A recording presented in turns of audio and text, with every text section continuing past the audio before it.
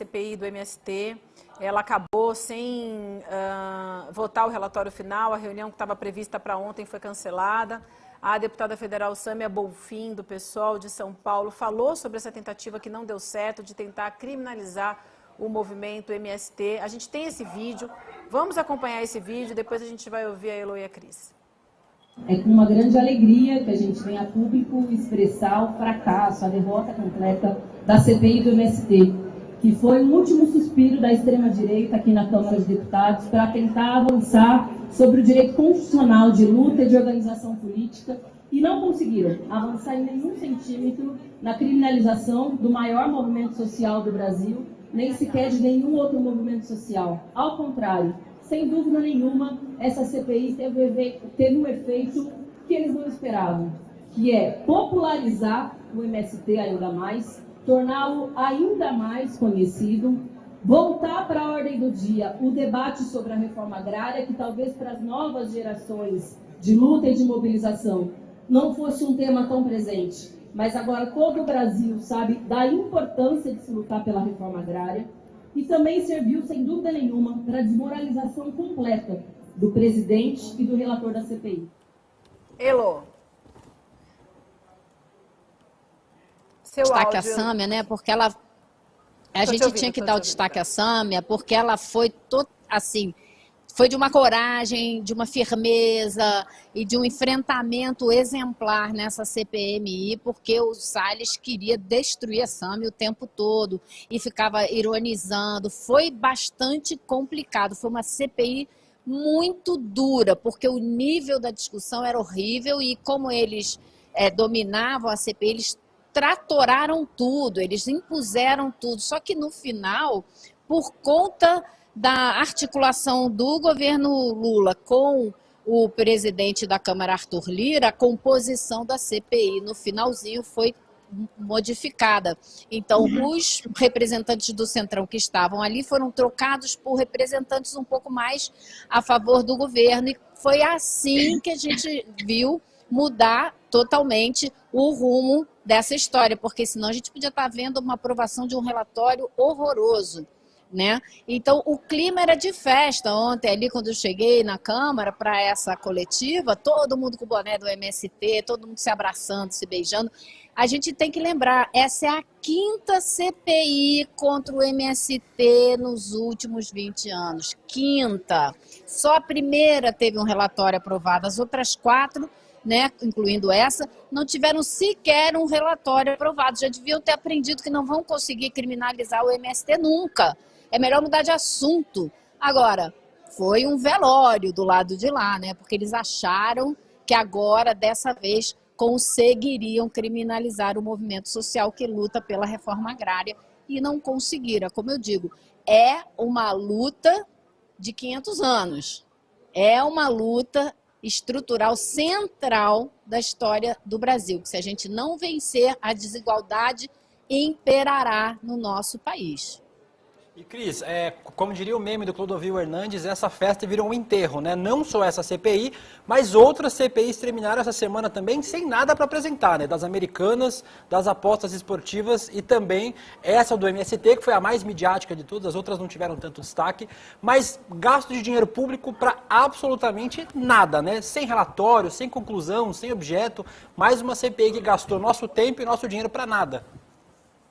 William, é que tem CPI que é criada, e isso eu vou fazer esse comentário, com todo respeito às CPIs, que são, sim, um instrumento legítimo, importantíssimo, né, de debate político, de investigação no Congresso Nacional. Mas tem CPIs que são criadas, né, com outros fins, né, criadas como moeda de troca para uma série de finalidades, né? Essa da Americanas, essa das apostas, elas se enquadram bem nisso que eu estou falando, tá? Agora, deixa eu voltar para a CPI do MST, porque eu acho que tem algumas coisas importantes. Em primeiro lugar, sim, o trabalho da Sâmia Bonfim precisa ser destacado, inclusive ela recebeu agora há pouco tempo o prêmio de melhor deputada do Congresso em Foco, do site Congresso em Foco, que faz esse prêmio anualmente, né? E ela ganhou pela votação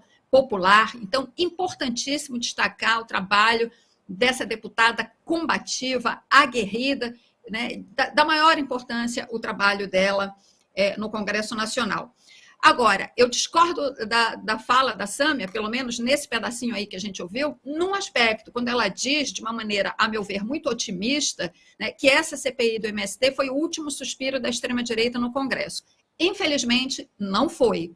Tanto não foi que a gente tem lá no Senado, estou analisando o Congresso, não só Câmara e Senado separadamente, lá no Senado, a gente viu a votação do marco temporal, a aprovação do marco temporal, que está inserido nessa mesma questão mais ampla, né, da disputa pela terra no Brasil, que é uma questão estrutural, como disse Eilô, é uma disputa que não acaba nunca, né? Que nunca é uma questão que nunca foi resolvida, que foi essencial no golpe contra o Jango em 1964, né? Lindenner pode nos complementar daqui a pouco, Lindenner, já quero te ouvir sobre isso. Não foi a única razão, obviamente, mas foi uma questão central, importantíssima na deposição do Jango e que está presente até hoje na atuação da bancada do boi. A bancada do boi é isso, é disputa de terra. Por isso, né, essa voracidade, essa agressividade, né, contra os indígenas, né, porque querem as terras para continuar explorando as terras e seus recursos naturais. Não só a bancada do boi, tem outros interesses. A mineração é uma força poderosíssima por trás dessa discussão do marco temporal, né, para avançar sobre as terras indígenas. Então, não foi o último suspiro da extrema-direita. A extrema-direita tem muita força, continua muito bem articulada, né, por meio dos seus representantes no Congresso Nacional. Agora, claro, Se tivesse sido o último suspiro, eles não tinham trancado a pauta ontem aqui, como trancaram eficientemente, né? Exato. Exatamente. Agora, claro, foi sim uma desmoralização para o Ricardo Salles, né? O famoso ministro do Zero Ambiente, né? Aquele que advogava a passagem da boiada, né? Então, ele não conseguiu passar a boiada nesta CPI do MST. Mas a boiada está... Onde é que estão tentando passar a boiada neste exato momento? Lá no Senado, com a aprovação do marco temporal, mas que, como eu já disse, o presidente vai vetar, assim a gente espera, só que depois tem a questão da derrubada do veto. A boiada vai tentar passar de novo, entende? Então, a gente tem muita luta ainda nessa frente no Congresso Nacional. Um dos maiores medos, né, Cris, daqueles grupos que se opuseram ao João Goulart, mas também se opuseram no Chile, né? Que recentemente de novo fez aniversário da queda do Allende, do assassinato do Allende pelos norte-americanos, no fim das contas, né? Essa questão da terra sempre foi, né?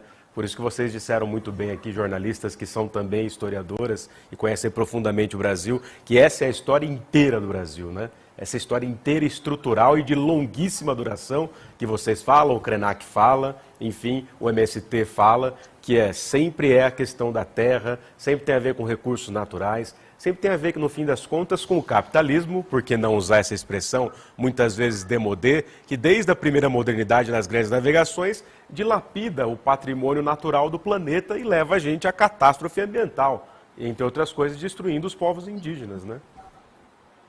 Perfeito.